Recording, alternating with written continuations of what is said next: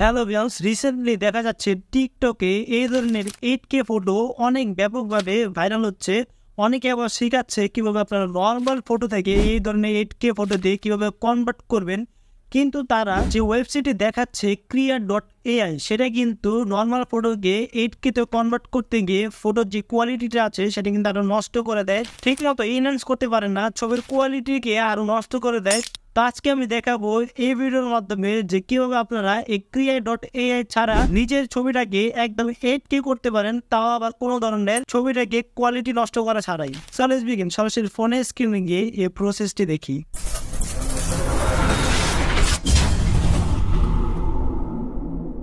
চলে যাচ্ছি রিমিনি অ্যাপে।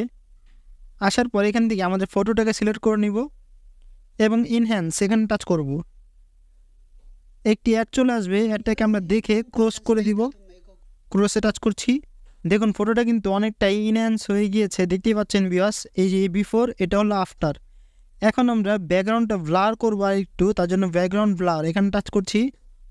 অনেকটাই ডিফারেন্স দেখাচ্ছে। এখান থেকে টিকে টাচ করব এবং কালারসে টাচ করব, আবার টিকে টাচ করে দেব।